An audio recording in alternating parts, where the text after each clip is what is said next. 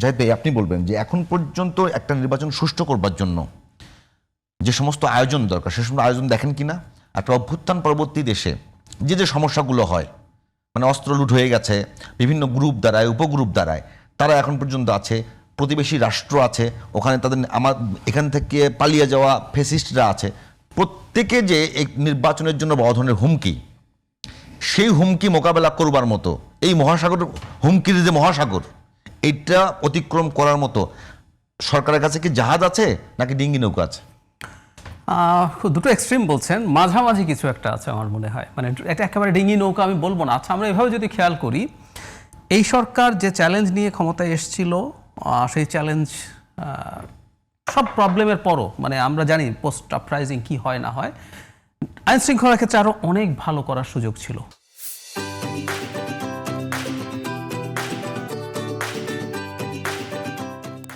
মানে ওসব মাথায় রেখেই, পুলিশের এটা হয়েছে ওটা হয়েছে মাথায় রেখেই বলছি, সুযোগ ছিল। খুবই বেসিক কিছু জায়গায়, খুবই রুটিন কিছু কাজে সরকারের ব্যর্থতা আছে।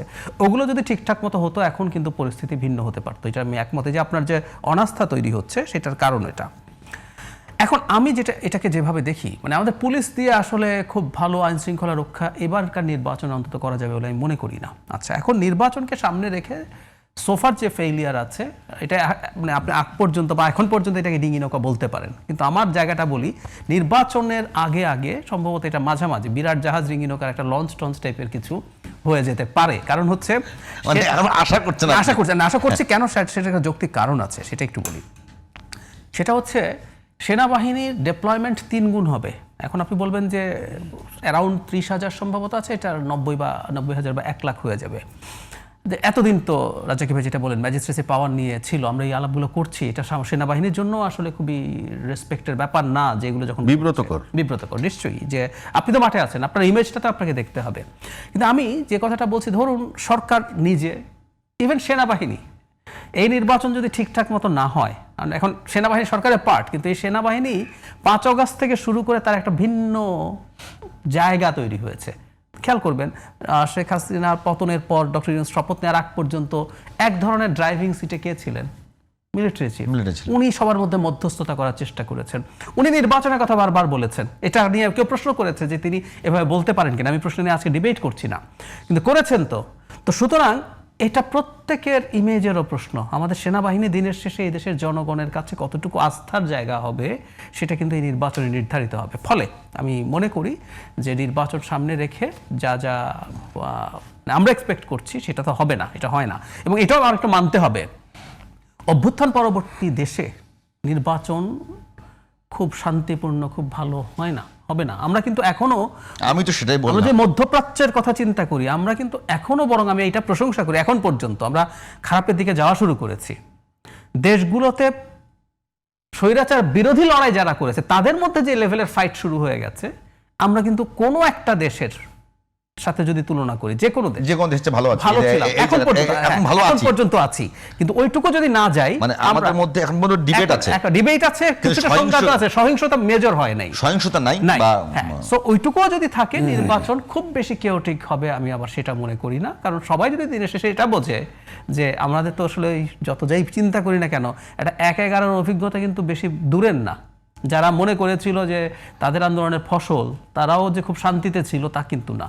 সুতরাং বাংলাদেশের নির্বাচনকে পিছিয়ে দিয়ে এই সরকার থাকুক বা অন্য কিছু হোক, দিনের শেষে এটা সবার জন্য ভালো হবে। আপনার কাছে কি মনে হয় জাহিদ ভাই, যে আপনি এই যে অভ্যুত্থান পরবর্তী যদি বলেন যে বিভিন্ন দেশগুলোতে যেটা হয়েছে, আরব বসন্তের পরে বিভিন্ন দেশে আমি ওটার সাথে তুলনা করতে চাই, ওখানকার বাস্তবতা আর বাংলাদেশের বাস্তবতা এক। বাংলাদেশে মনে করেন যেহেতু জাতি হিসাবে একটা ইউনিফাইড জাতি, এখানে ধর্ম দিয়েও ক্লাস করা যায় না, জাতি দিয়েও ক্লাস করা যায় না, এখানে হয় না আসলে, চেষ্টা হচ্ছে, এখানে হয় না আসলে। মানে দেখা যাচ্ছে যে এখানে মুসলমানদের মধ্যে 95% বা 99% সুন্নি, তো সুতরাং যুদ্ধ করতে গেলে তো একটা সংখ্যা লাগে, তো ডিবেটটা হয় না। তা আমার প্রশ্ন হলো, এই যে আমি যদি বলি যে ওসমান হাদির উপরে যে আততায়ীর হামলা, এই হামলাকে কেন্দ্র করে এই যে জুমার যে স্ট্যাটাস, কিংবা পরবর্তীতে নির্বাচনে এটা কোনো বড় ইম্প্যাক্ট পড়তে পারে কিনা মনে করেন কিনা আপনি? আমি বলতেছি দুইটা পার্ট, কিন্তু একটা নিরাপত্তা আর একটা ভোটের, মানে ওই যে একটা ইমেজ তৈরি করা থাকে না, অ্যান্টি ইন্ডিয়ান সেন্টিমেন্ট, যেটা মানে সবচেয়ে বেশি কাজে দিচ্ছে নির্বাচনের জন্য। সেই জায়গাটা কোনো মানে আমি সংখ্যা দেখেন কিনা? ধরুন আমরা যদি এখানে একটা বাজি ধরি, মানে বেটিং হয় না খেলায়, যে কেউ কোন দল জিতবে, মানে নির্বাচন হবে কি হবে না যদি বেটিং হয়, আমি নির্বাচন হবের পক্ষে বেইট করছি অনেক দিন থেকে। বড় বাজি ধরবেন? বড় বাজি ধরবো, নির্বাচন হবে মোটামুটি ভালো একটা নির্বাচন। মানে ডক্টর ইউনূস যেভাবে বলেন, উনি তো আসলে মোটিভেশনাল স্পিকারের মতো কথা বলেন, শ্রেষ্ঠতম নির্বাচন হচ্ছে না, এটা শিওর। কিন্তু আবার এমন খারাপ হবে না যেটা গ্রহণযোগ্য হবে না, এত খারাপও হবে না, রক্তাক্ত কিন্তু হবে। রক্তাক্ত হতে পারে। এবং নির্বাচন মানে তো দিন না, আমরা যদি pre election, election day and post election, এই পুরো সময়টা, বিশেষ করে নির্বাচনের এই যে জার্নি 12 ফেব্রুয়ারি পর্যন্ত যাওয়ার আগে কিন্তু অনেক রকম ঘটনা ঘটবে। এটা আমি মনে করি নির্বাচন বানচালের জন্য এরকম টার্গেটেড কিলিং আরও হতে পারে। এবং এটাকে নিয়ে পরস্পরের মধ্যে, মানে একটা গণ অভ্যুত্থান পরবর্তী দেশে কেওস লাগানোর প্রধান কাজ হচ্ছে যারা একসাথেই লড়াই করেছিল একসময় স্বৈরাচারের বিরুদ্ধে, তাদের মধ্যে ঝামেলা লাগিয়ে দেওয়া। প্রত্যেকটা দেশ, মিশরে, তিউনিসিয়ায়, লিবিয়ায়, সিরিয়ায়, প্রত্যেকটা জায়গায় দ্য সেম স্টোরি। নিজেরা এরপর ফাইট করা শুরু করে দিয়েছে। ইভেন যারা সফল হয়েছিল দ্রুত, তিউনিসিয়া, ইজিপ্টে, লিবিয়াতে খুব দ্রুত সফল হয়েছিল, ওরা পতন ঘটিয়ে দিতে পেরেছে, কিন্তু এরপর নিজেরা ফাইট করতে করতে পারে নাই। সো ওইটাকে কেন্দ্র করে এখন চেষ্টা হবে। এটা আমি যেন প্রায় বলি যে আমরা ভারতকে সতর্ক করছি, কিন্তু ভারতকে পুরো নিয়ন্ত্রণ করার স্কোপ আমাদের নেই। আমরা যেটা পারি, আমরা আমাদেরকে নিয়ন্ত্রণ করতে পারি, আমরা যেন পরস্পরের বিরুদ্ধে লেগে না যাই। কিন্তু ওই চেষ্টাটাও নির্বাচন পর্যন্ত হবে আমি মনে করি। তবে আবারও বলি, সেটা এমন জায়গায় নিয়ে যাওয়া যাবে না যে নির্বাচন হবে না।